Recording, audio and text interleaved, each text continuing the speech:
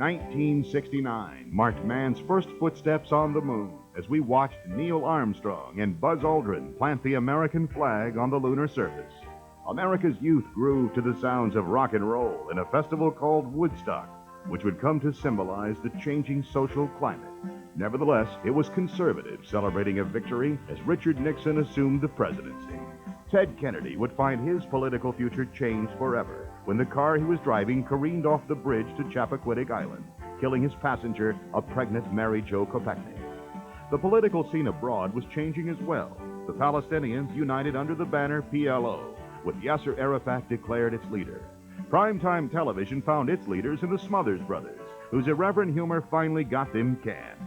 But when Captain Kirk, Spock, and the crew of the Enterprise were canceled, cries of illogical could be heard around the country. New York became the center of sports talk when the Cinderella Mets won the World Series, and Broadway Joe Namath led the Jets to victory at the Super Bowl.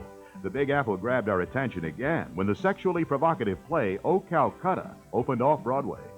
Hollywood added its share of controversy with the racy romp I Am Curious Yellow and the X-rated Midnight Cowboy. We were treated to a different view of America in Easy Rider, a taste of the Old West in Butch Cassidy and the Sundance Kid, and the classroom lessons of Goodbye Mr. Chips and the prime of Miss Jean Brodie.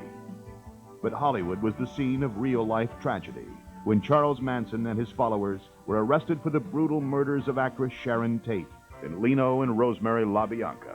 The reports from Vietnam grew uglier as details of the My Lai massacre began to unfold. Lieutenant William Calley was charged and prosecuted for the atrocity. 1969, a year of one of our greatest accomplishments in space and sobering tragedy back on Earth.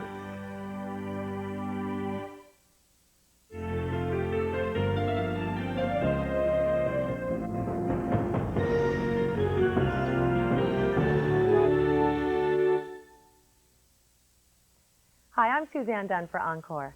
It's time to get your motor running and head out on the highway for the counterculture classic Easy Rider. Easy Rider started out as an idea Peter Fonda had, a sort of hippie western with motorcycles instead of horses. Fonda called up his friend Dennis Hopper, who signed on to the project as the director, co-screenwriter, and actor.